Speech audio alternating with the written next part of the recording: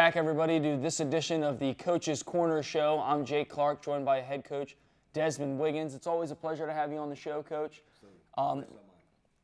Last week, rough week against Collingswood on senior night, but as a whole, what are some changes that could be made that could have turned the game a little more in your favor? Yeah, absolutely. I would say, well, if you watched, of course, people that were at the game, we had about 6 turnovers in the first half.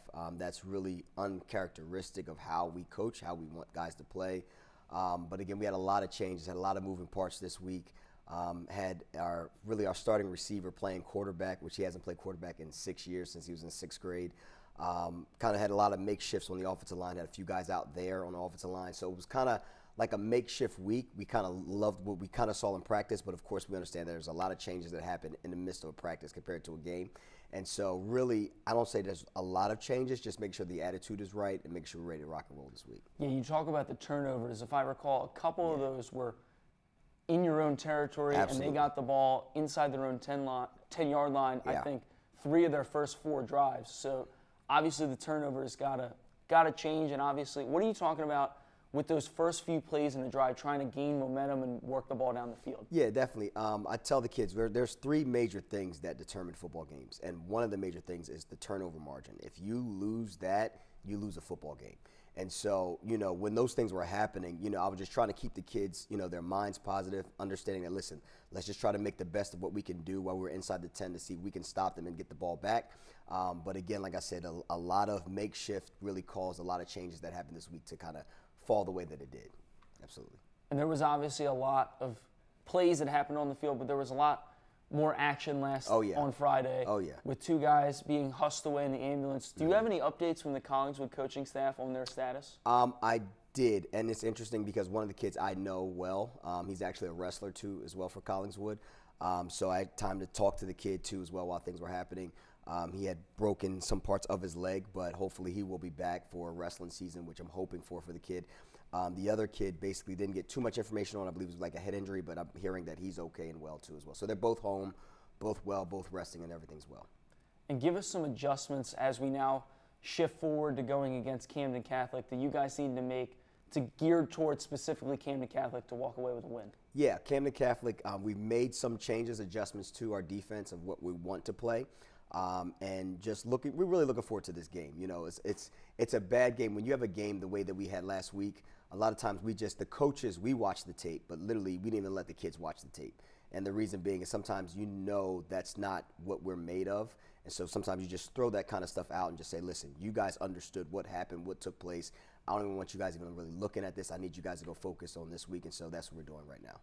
And Friday, the weather looks like it's going to be a bit of a washout. Does that impact the offensive play calling? Absolutely. It impacts the entire game. Really, it slows the game down a lot. So we're definitely going to make sure that we focus on the things that we can focus on, control what we can control, and just be sound, on our assignments, and just do what we're supposed to do.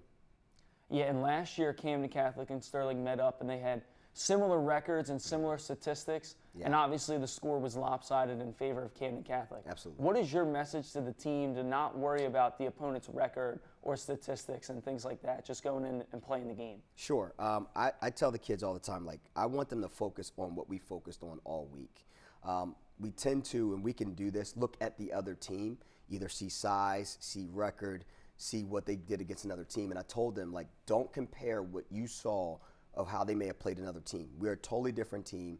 They're a totally different team. Let's lock in. Let's play our game. Let's do the things we're supposed to do.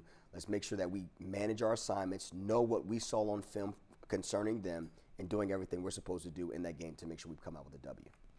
And this week we're going to have another different look at quarterback, but this time it's with the transfer. What can you tell us a little bit about the quarterback coming in? Cool. His name is Jathan Chandler. And he's a leader. He's a good kid. We're just looking forward to. He's been practicing with us for a few weeks, and so we're glad to know that he's picking up the playbook. He's picking up. The kids are enjoying him being around. They love him around, and so we're just looking forward to seeing what he's going to bring out for us on the field and seeing how he just executes play by play, down by down of what we need him to do. So we're looking forward to it. Yeah, you talk about the team kind of rallying around him. As a transfer student, do you think it was harder for him to fit in, or did he stand out right away? I think it's a little bit mixture of both because, again, I think he stood out, especially with, just not on talent-wise, but just his ability to go about leadership and things of that nature. But also, too, as well, I think he was able to, it's a unique situation. High school is always different, and regardless of just environments, hallways, all those things like that. But just as far as a team, I think our team has a good camaraderie about themselves, that they love to, bond with one another. And so when they see someone else come in or someone's a part of the team, they just basically rally around each other. So it's a good thing. Yeah, we were talking about in practice a little earlier. What position group this week, as you're kind of overseeing everybody, has impressed you the most in practice this week? This week, I would honestly probably say our linebacker group, because we're kind of shifting our defense a little bit. We're changing the look, simplifying things a lot more for them too as well. And it seems like they're flying around a lot faster. They're moving a lot faster. So I'm just excited to see what they look like this upcoming week. Yeah, and give us a little insight. We get to talk to you every week, but talk about some of the things that the assistant coaches do behind the scenes that some fans aren't really aware of. Wow. All right. So football is a unique sport. So the assistant coaches, of course, most of them have a skill group that they're working with.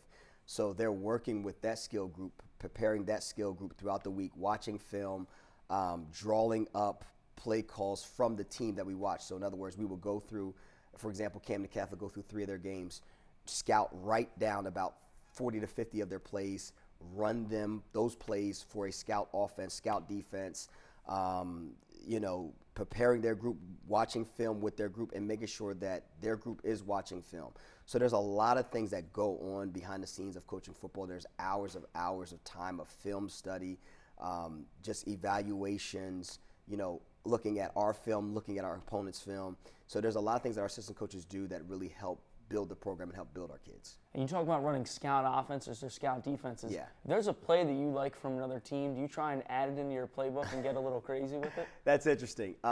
If I see something that I like, a lot of times this has happened to us, really when we did 7-on-7 in the summer. If I saw something that we liked or a route that we liked or certain things of combination of routes, sometimes we would try to see how it would fit with our kids or try to figure out the best way of how we could run it with our kids if I saw something typically. But usually week to week when I'm looking at other teams, I don't tend to do that with other teams per se, but I will do it a lot of times during the off season to try to see what we can implement and things of that nature. And then last question for you, Coach.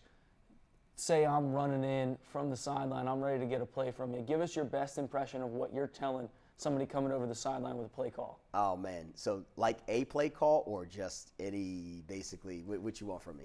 Just anything basic. If I'm running over and I'm all right, what's the next play? Like, Okay. what are you giving to me? Cool. So a lot of times our play calls are coming in based upon down and distance and what we know we've studied during the week. So if we know it's a 2nd and 5, we will basically know from study of what that team has done or what they've been doing around that, if they're down in distance, if it's short, long, however. And then when the kid comes in, play call, typically we will give them, it depends. If it's offense, then we will run through. It's a line upon line for each person based upon what's going on. So, for example, if it's the offense, we will run through like the formation. They'll know if it's ace or red or deuce or whatever we're calling. So it goes deuce. We can go deuce, laser. So we go through each progression of each position for offensive line, running back, quarterback, and so that's how we do it. And those groups kind of pick the name of what makes sense to them, and everyone has to know what's going on. So that's kind of how the play call goes for offense. Defense, a little bit more simple. We got all kind of play calls. We let the kids get involved with the play calls, which is pretty cool. I think they love that. We have a play call called Avengers. You know what I mean? So we know Avengers, and then we'll go through the coverage too as well. So it'll be Avengers, black, or Avengers. So they know what that means to them, and then they know what they're doing. So, that's just kind of the easiest way I can kind of explain the play call. All right, so that'll do it for this edition of the Coach's Corner Show. As always, I'm Jay Clark, joined by Coach Desmond Wiggins. Always a pleasure having you, and we'll see you back next week. Thanks, man.